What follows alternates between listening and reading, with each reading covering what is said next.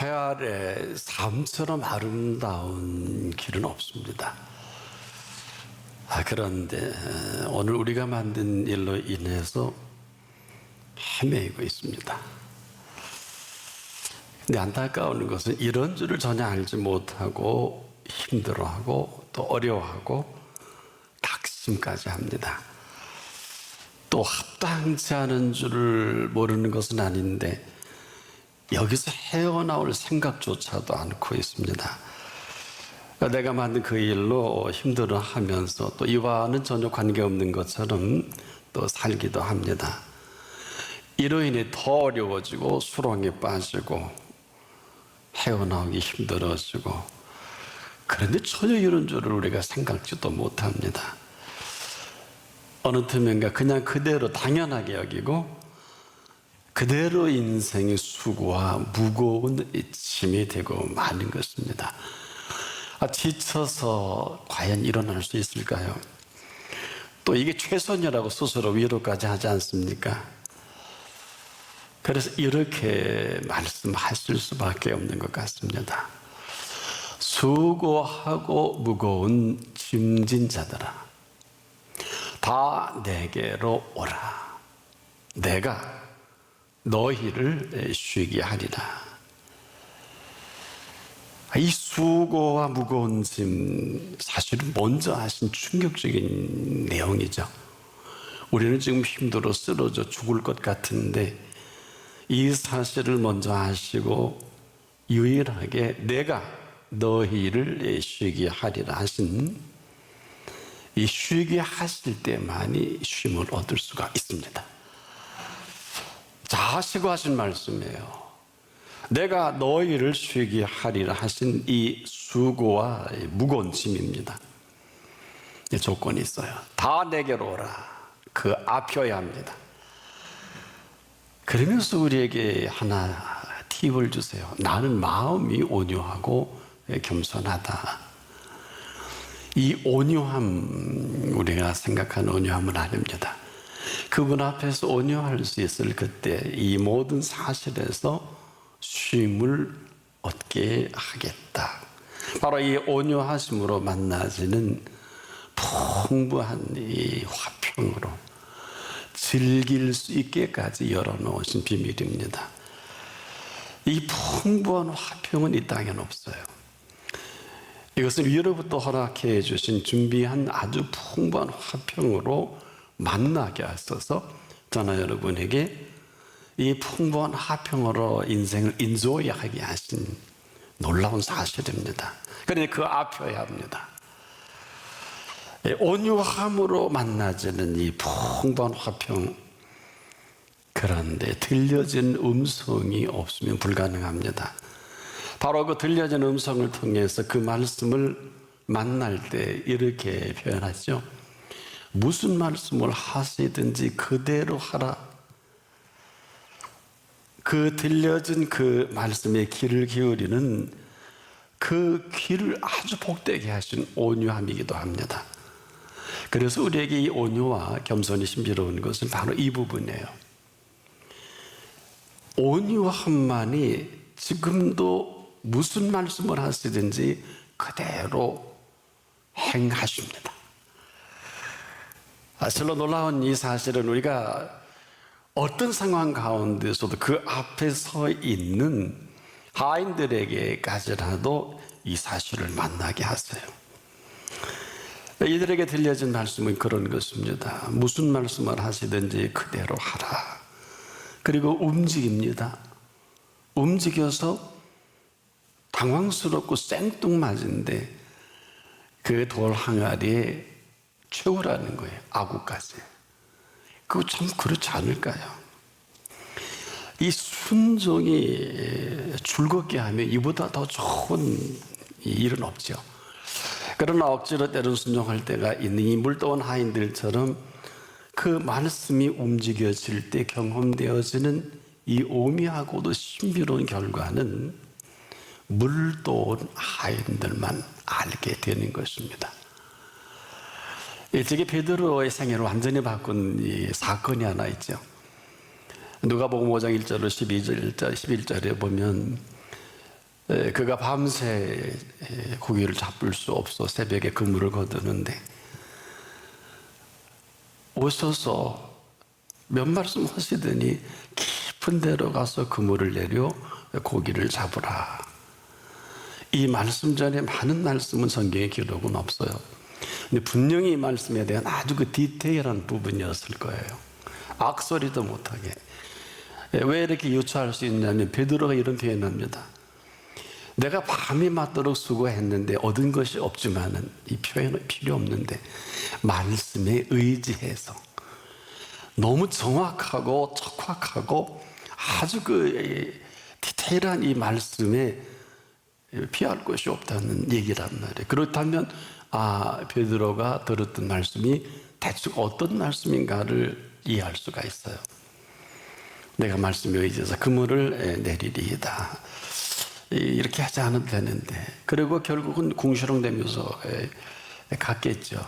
얼마나 그가 어마어마한 표현을 했는지 함께한 야고보와 요한은 알 거예요. 그러니까 어떻게 또 그렇게 되느냐. 그 엄청난 이 고기를 잡고 두 배 가득히 채운 다음에 베드로가 이 잡은 고기로 큰 충격을 받으면서 예수님 앞에 그대로 발 앞에 엎드립니다. 나는 죄인입니다. 내용은 없어요. 근데요, 이런 표현에 예수님이 무서워 말라. 이 무서울 짓을 한 거거든요. 아니 고기 잡았으면 뭐 허그라도 하고 뽀뽀라도 하고 예수님 너무 고맙다고 그래야 되는데 뭔 죄를 얼마나 엄청나게 벌벌 떨고 엎드릴 수밖에 없도록 만든, 아마 제가 보기에는 예수님의 눈을 보자 그대로 엎드렸던 것 같아요. 그 눈이 얼마나 예리했겠어요. 하나님의 눈 아닙니까? 그 무서워하는 이 사실을 다 덮어두고 무서워 말라. 이후로 네가 사람을 취하리라. 그리고 두 배에 버려두고 쫓았다. 이렇게 성경을 기록을 하지 않겠습니까? 성경은. 우리가 그 내용을 알 필요 없죠. 이것은 예수님과 그와의 관계성 속에 펼쳐지는 바로 그 말씀의 실체가 이렇게 깊고 오묘한 거거든요. 뭐 모르면 모르고 평생 살 수밖에 없지만은 언제나 그렇듯 이 말씀은 언제나 그 들려질 때 창조적 권능의 말씀입니다. 그냥이 아니에요. 이 말씀으로 천지 창조하신 것처럼 지금도 마찬가지예요. 우리를 새로운 피조물로 만드셨잖아요. 그럼 새로운 피조물로 살아가게 할 모든 이 커리큘럼과 스케줄과 모든 매뉴얼이 그분께 있으면 아는 사람이 많지 못해요. 제자들에게 배를 태워 보낼 때도 베세다 강에 어마어마한 이 생명의 떡을 먹고도 임금 삼으려고 하니까 빨리 균이 붙지 않도록 격려한 거거든요. 배를 태워 해질녘에 보내지 않겠습니까? 역시 이들에게 똑같은 생각을 가지고 있었나 보죠. 풍랑을 만났는데 이 사투가 장난이 아니에요. 해질녘부터 사경까지 무려 11시간 내지 12시간 가까이 아마 혼미백산할 거냐, 진흙을 다 뽑았을 거면 능지처참이 된 더는 안 되겠다. 근데 제가 생각해요. 아니 베세다 강에 그 엄청난 일을 행하신 분이 출항을 했으면 문제 터지면 바보가 아닌 다음에 얼른 예수님을 생각을 하고 거기서 기도하든지 아니면 하나님께 여쭙든지. 그래서 예수님이 그들을 보내고 올라가 기도하신 것 아닐까요? 그 기도를 들어주시려고. 내 이름으로 무엇이든 내게 구하면 내가 행하리라. 듣고도 지금도 아무것도 안 하잖아요. 예수님 기도하라. 예수님만 내내 10몇 시간을 기도하게 하신 거 아닐까요? 예수님 무슨 기도할 제목이 그렇게 많겠습니까? 많은 기도가 많다면 제자들 아닐까요? 헐 기도는 안 하고 맨 그냥 자기 익숙하게 살아온 삶의 습관으로 어떻게 해서든 10몇 시간의 사투를 벌이는 참 지긋지긋하도록 피곤하고 수고한 무거운 짐을 이 때를 못 벗은 제자들이나 임금 삼으려고 하는 그 사람들이나 세임 아닐까. 우리가 오늘도 이 엄청난 이 비극은 사실 아무런 의미가 없을 수도 있을 거예요. 뭘 모르고 살 수밖에 없죠. 우리의 자신을 정확히 아는 건 철학인데, 나를 나보다 더 잘 아시는 분을 아시는 것은 믿음입니다. 그래서 지금도 아무리 말씀하셔서도 말씀이 들려지지 않는 거죠. 말씀이 없다든지 또 안 들려주셨다든지 이런 건 아닙니다. 오늘도 지금 엄청난 말씀을 우리에게 들려주고 계시는데 늘 우리는 내 형편이, 내 상황이 맞는데 틀리죠. 내가 보기엔 그게 맞아요. 그러나 보시기에는 형편없죠. 그래서 늘 우리에게 들려주는 말씀은 늘 생뚱맞습니다. 우리가 보기에 상황과 잘 안 맞아요. 베드로가 정확한 얘기한 거예요. 밤새 그 깊은 곳까지라도 다 훑었던 것입니다. 그러니까 거길 왜 또 그물 던지라고 하실까? 물론 깊은 곳에 고기가 있지는 않아요. 하지만 밤이 맞도록 내가 다 훑었는데 없지만 말씀이 이 얘기는 부정이거든요. 하기 싫다는 것이고, 우리도 그렇지 않습니까?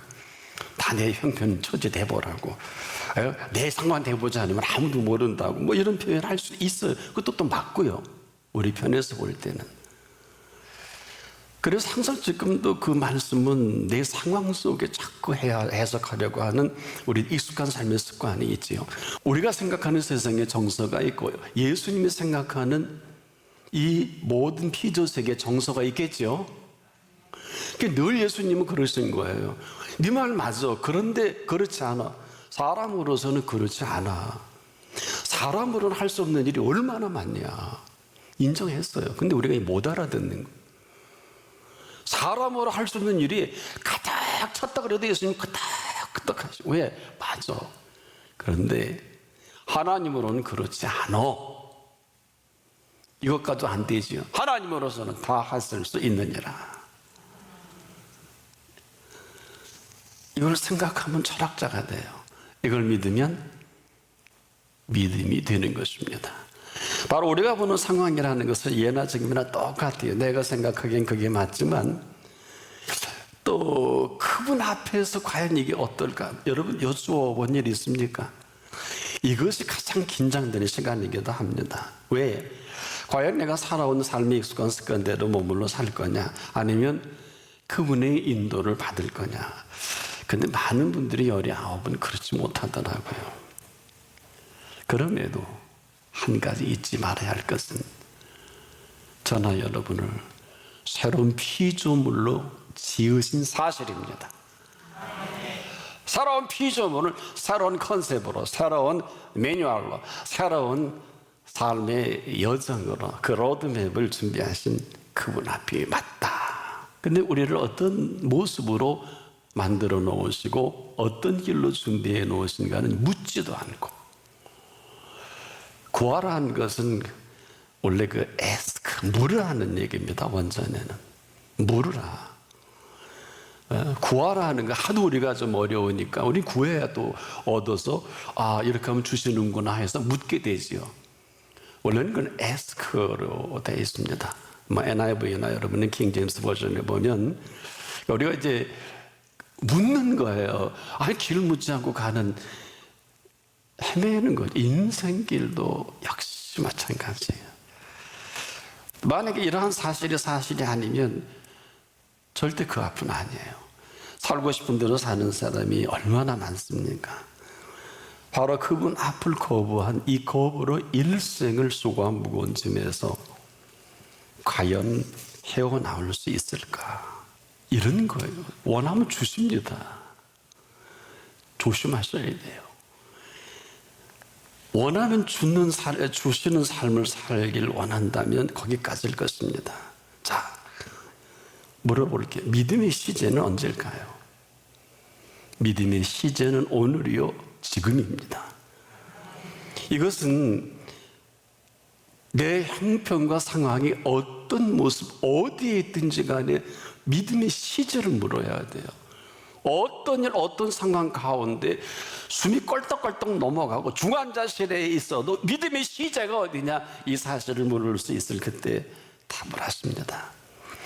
이 얘기는 우리가 믿음은 필요할 때만, 원할 때만 이런 거 아니에요. 믿음은 그때 그 시마다 늘 살아계신 그분 앞을 말합니다. 그래야 그 준비한 그 일로 우리가 맞이할 수 있도록 준비하신 것들이 너무 많아요. 때문에 우리가 만약에 이 믿음을 준비하지 않으면 꼭 베드로가 무리를 걷다가요, 왜 빠집니까? 심각한 일이에요. 여러분, 더 충격적인 게 뭔지 아세요? 베드로가 무리를 걷다 빠질 때, 이 친구가 의심한 거를 베드로보다 먼저 하신 거예요. 할 말이 없는 거예요. 잘 응답받고 잘 나가는 분들 조심하세요. 배에서 내려와 무리를 걸을 때 얼마나 환상적이었습니까? 근데 왜 빠져요? 핑계를 못 대요. 정확한 표현입니다. 의심이라는 게 뭐야? 믿음을 송두리째 무너지게 만드니까 빠진 사실을 베드로는 몰라요. 살려주세요 그러잖아. 그 회개할 일인데 예수님 먼저 지적했어요. 믿음이 적은 자에 왜 의심했느냐? 이건 뭘까요? 지금도 우리가 모르는 게 엄청 많아요. 왜 안 되느냐가 아니, 안 되게 여러분 거부하는 거예요. 무리를 걸을 때 저 아주 순간에 벌어지는 어마어마한 그 일을 베드로는 잘났다고 흉흉한 파도를 보고 빠졌다고 잘났어요. 그리고 주님 살려주세요 그러니까 일단은 예수님이 들으시는데 정확한 지적은 그가 믿음을 떠난 것을 먼저 하신다는 거예요. 이 놀라운 일입니다. 아무도 생각지 못했을 거예요. 그거 왜 빠져? 지금도 여러분 아주 캐주얼이죠. 바람을 보고 무서워할 일이 아니고 바람을 보고 흔들 일이냐? 왜 바람을 봐? 예수님 바라보고 무리를 걸었으면 끝까지 바라보고 가야지. 이게 남 얘기가 아니에요. 여러분 얘기예요. 내가 왕년에는 잘 응답하고 내가 첫사랑은 내가 어마어마하게 내가 어떤 사람 목회도 하고 어떤 사람 장로 대단히 바빠. 이거 과거에서 그만하세요. 지금은 믿음이 온데간데 없어요. 그러니까 빠지지요. 이 사실을 그분이 먼저 하신다니까요. 그래서 우리가 헤매는 거예요. 지금도 내가 저지른 일로 헤매면서도 헤어나올 생각도 않고 이걸 합리적으로 스스로 당연시 여기는 이 딜레마에서 언제 헤어나올 수 있을까요? 이것은 참 슬픈 일입니다. 이게 바로 내가 살아가는 범사예요. 그러나 범사는 내가 내 마음대로 살 수도 있고 우리가 그 믿는 믿음 안에 펼쳐지는 범사는 내 범사가 아니라 그분의 범사입니다. 정확히 하나님의 범사지요? 그러면 하나님의 범사는 하나님의 살아계신 사실대로 살아가는 그 범사를 말하는 이 사실을 정확하게 살다 간 사람 소개해 드릴까요? 요셉입니다. 이 사실을 사실대로 살아간 요셉이에요. 그래서 요셉은 시작부터 과정까지 얼마나 적확하게 살아가는가를 지금까지 제가 좀 길게 말씀드린 이유는 이게 다 우리들의 스토리예요. 우리들의 이야기예요. 그리고 출세했다는 등 하나님의 뜻을 이뤘다는 등 잘 나갔다는 등 이런 얘기들 다 하는 순수함도 없고 진실함도 없는. 근데 요셉을 보면은 이 사실이 두 선상에서 조금도 어긋나지 않아. 요셉은 조심할 것은 이해할 필요 없어요. 또 요셉을 닮을 필요도 없어요. 정확한 거는 요셉이 어떤 삶을 살았는지를 정확하게 봐야 돼요. 근데요, 요셉은요, 요셉대로 사는 게 참 쉽고 편합니다. 어려운 게 아니에요. 우린 지금 하늘 쳐다 요셉은 이 땅을 살다 간 사람이에요. 근데 요셉이 그 아버지 야곱에게 가장 좋은 거를 배웠어요. 많은 것들이 있는데 그 야곱이 누구예요? 그 이삭의 자녀 아닙니까? 이삭은 누구예요? 아브라함의 자녀 아닙니까? 다른 건 다 몰라도 야곱을 볼 때 요셉의 성장 과정에서 실수도 많고 허물도 많은데 항상 결정적인 때 하나님 앞에 있는 야곱을 발견하고 저거구나. 그리고 그가 10대 이 사건 그대로 사니까 항상 12자녀 중에 아버지 마음을 잘 헤아린 요셉의, 야곱의 사랑을 받은 요셉이에요. 내 형들이 시기 질투가 나서 견딜 수가 없어요. 벌판을 끄집어냅니다. 구덩이 팔아 묻어. 형제가 잘 나가지요. 잘하는 일일 겁니다. 이게 요셉의 생애 첫 시험의 대상이에요.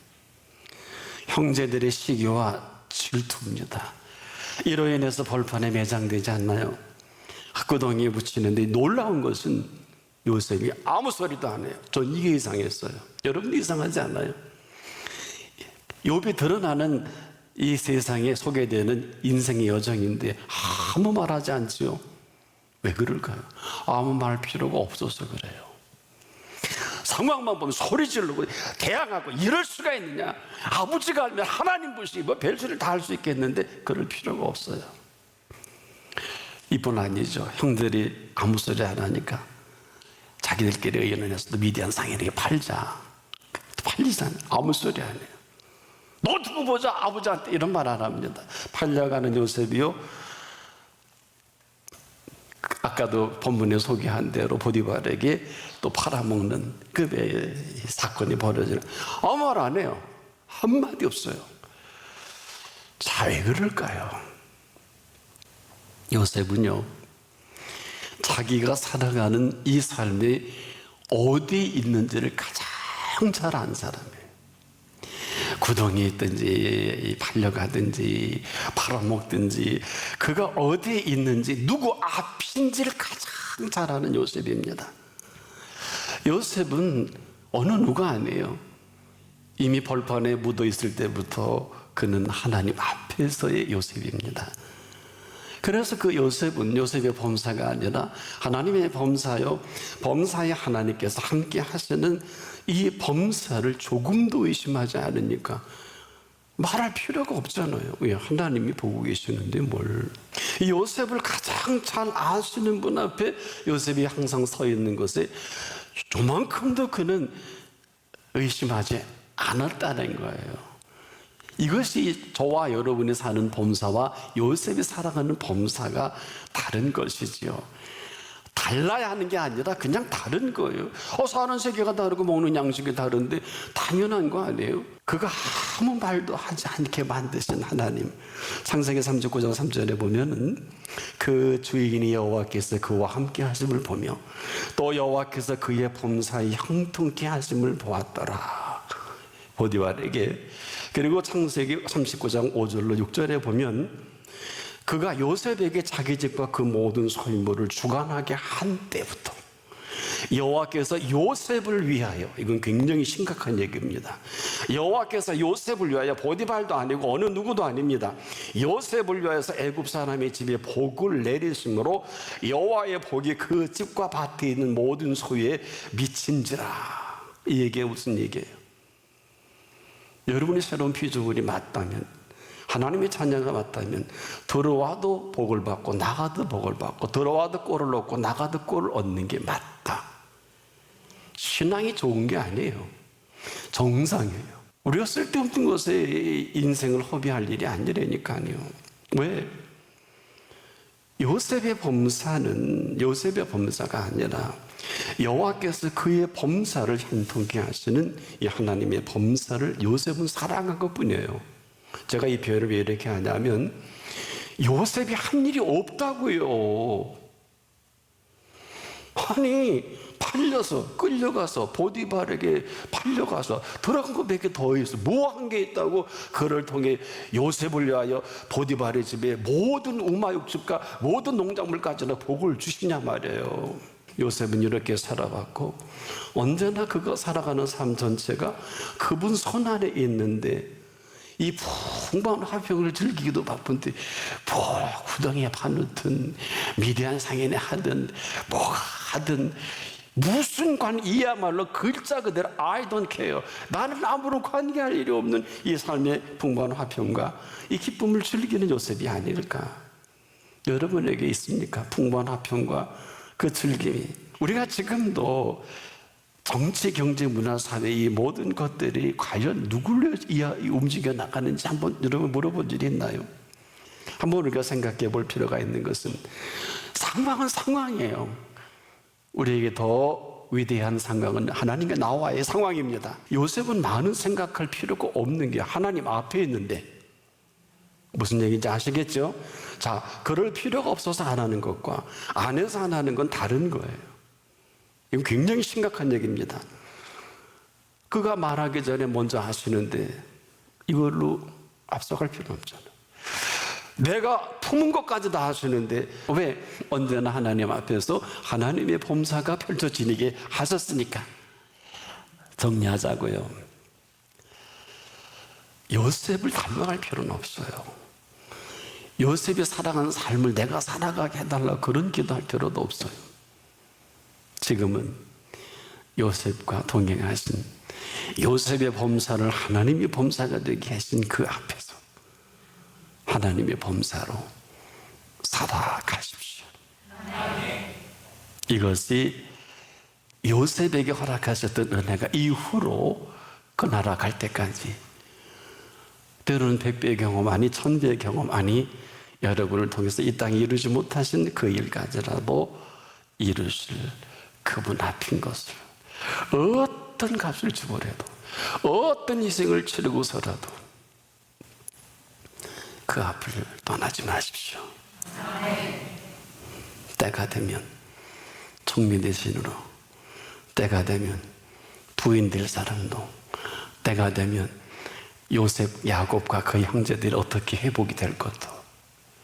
이게 요셉이 살아온 삶이에요. 누가 그럴 줄 알았어요? 아무도 몰라요. 그분 앞입니다.